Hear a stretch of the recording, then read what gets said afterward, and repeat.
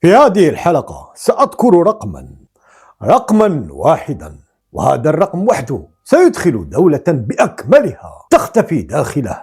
لكن قبل أن أذكره أريدك أن تفهم لماذا ذكرته، لأن هناك من تكلم وظن أن الأرقام تحدد الكبر، وظن أن البترول يصنع التاريخ، وظن أن الجزائر مجرد رقم. ابقوا معي، لأن الرقم الذي سأذكره لن تنساه بعد اليوم.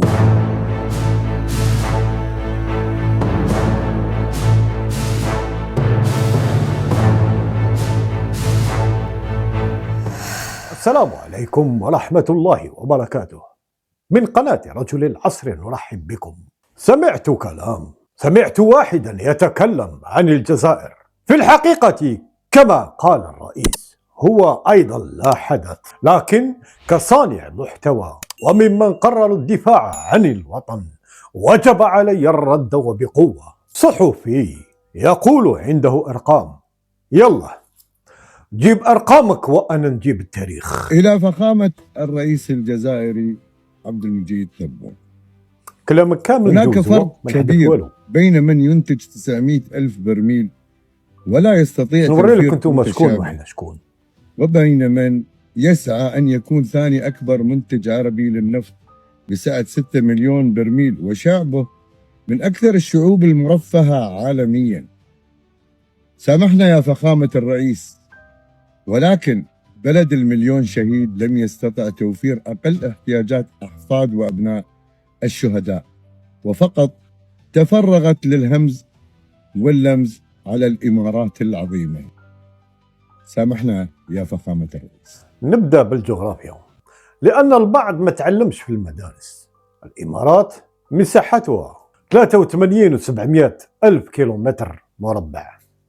هذا الرقم نكتبه نخليه يشوفوا دولة كامل بحدودها بشعبها، كل شيء فيها يدخل في ولاية واحدة من ولايات الجزائر ولله الحمد.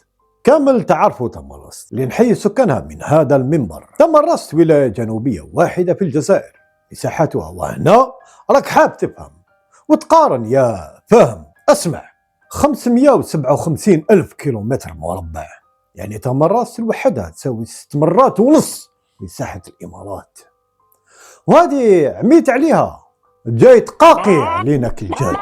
كي تذكر أرقام شوف الفوق، حيثما كانت الجزائر مش لتحت عندكم.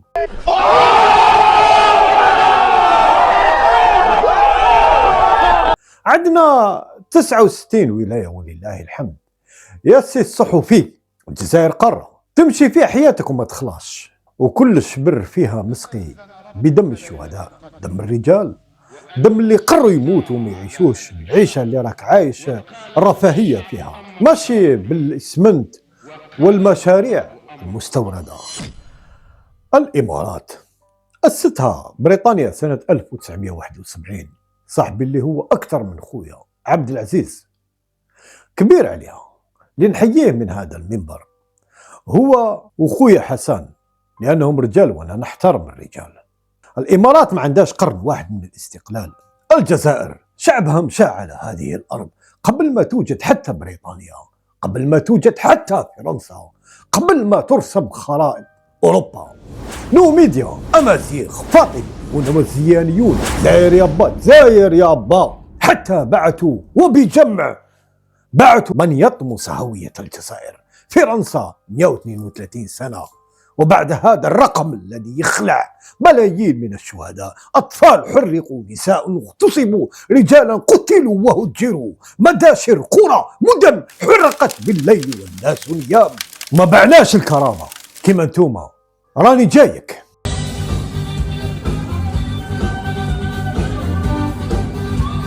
عندنا عهد مع الله والشهداء على هذه الأرض، ما تباعش، ما تتهانش وما نتسمعوش فيها ولو كان ثمن أرواحنا. ما تفهمش هذه الهضرة كبيرة عليك وليدي. يقول عندنا 6 مليون برميل وشعبنا مرفه. قل لي، هذا الرفاه بنيتوه وحدكم أو بنيتوه مقابل قواعد أجنبية على أرضكم، مقابل التطبيع مع من يريد محو جيرانكم، مقابل سياسة خارجية تتبع بالهواتف اسمع مليح يا وليدي، الجزائر ما عندهاش قاعدة عسكرية أجنبية، لا أمريكية ولا فرنسية ولا إنجليزية. السيادة عندنا تدرس في كبار المدارس السياسية، لأن قرارنا ما يساغش من عواصم بوراء البحار. أرض الجزائرية للجزائريين فقط، هذا مش ضعف، هذا شرف نعتز أمام الأمم بأننا نتبع خطى المصطفى، نرفع كرامة الإسلام في أرض المعجزات، لا بالتطبيع والتبعية. الجزائر تعتبر فخرا للعرب لعدة أسباب. شنو هي أبو محمد؟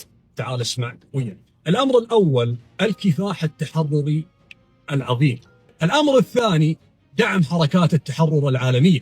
فبعد الاستقلال دعمت الجزائر العديد من حركات التحرر في أفريقيا آسيا وأمريكا اللاتينية، وكانت بذلك مقرا لعدد من القيادات الثورية مثل نيلسون مانديلا وحركة بانثرا السوداء الأمريكية، وتبنت سياسة حق الشعوب في تقرير مصيرها، وكانت بذلك صوتا للقضايا العادلة في المحافل الدولية. أما الأمر الثالث الوحدة العربية والقضية الفلسطينية. فالجزائر إخواني وأخواتي من أكثر الدول دعما للقضية الفلسطينية، سواء كان هذا الأمر عبر الدبلوماسية أو المساعدات المالية والمعنوية. واستضافت الجزائر قمة جامعة الدول العربية عام 1988، حيث أعلن عن اعتراف دول عربية كثيرة بدولة فلسطين. أما الأمر الرابع الذي يخص الثقافة والهوية العربية والإسلامية، فبالرغم من المحاولات الفرنسية لطمس الهوية العربية والإسلامية، إلا أن الجزائر حافظت على لغتها ودينها وهويتها، وأصبحت بذلك نموذجا للصمود الثقافي. فالجزائر إخواني وأخواتي تنتج أدباء ومفكرين وفنانين كبارا ساهموا في إثراء الثقافة العربية، مثل مفتي زكريا شاعر الثورة والطاهر والطار وآسيا جبار. أما إذا جينا للأمر الخامس ألا وهو الموقع الاستراتيجي والسياسي والثروات، تعد الجزائر إخواني وأخواتي أكبر الدول الأفريقية والعربية من حيث المساحة، وتمتلك ثورات طبيعية هامة مثل الغاز والنفط والمعادن، وتلعب دورا كبيرا ومحوريا في أمن واستقرار منطقة المغرب العربي والساحل الأفريقي. أما إذا جينا للأمر السادس السيادة وتحتها الخط ورفع التبعية، تتمسك الجزائر بسيادتها الوطنية ومواقفها المستقلة، وترفض بذلك التدخل الأجنبي في شؤونها الداخلية أو شؤون الدول العربية الأخرى. الرئيس الجزائري وفقه الله ظهر بالأمس ليقول المملكة العربية السعودية هي الركيزة الأساسية للدول العربية في منظمة أوبك، مع العلم بأن بلاده الجزائر تعتبر عضو في منظمة أوبك، ولكن كما كانت تقول العرب سابقا لا يعرف الفضل لأهله إلا ذو، فجزاه الله خيرا وأعز الله الجزائر وكل بلاد الإسلام والمسلمين.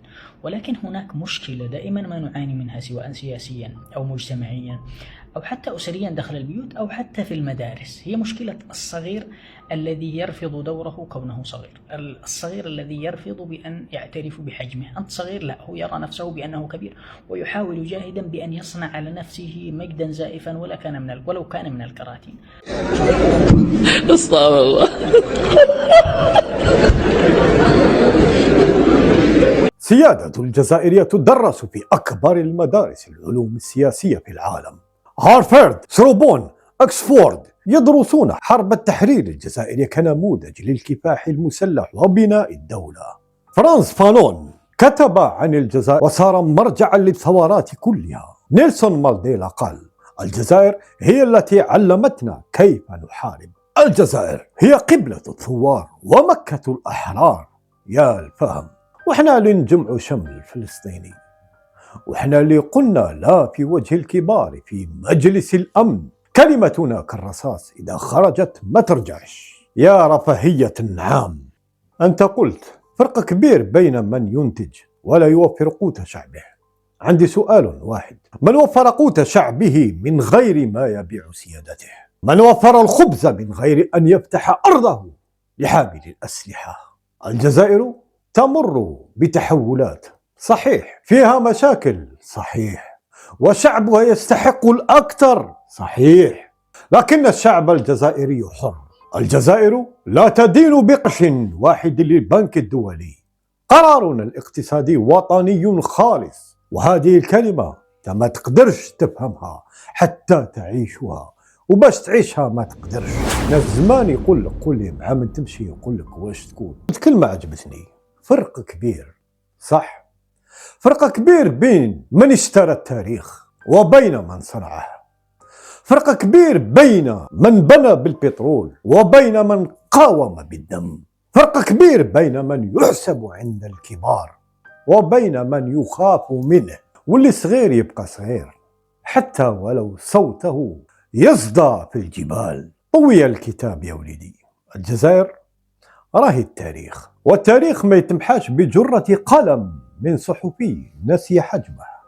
الجزائر ما تتقاش بالبراميل، تقاس بالرجال.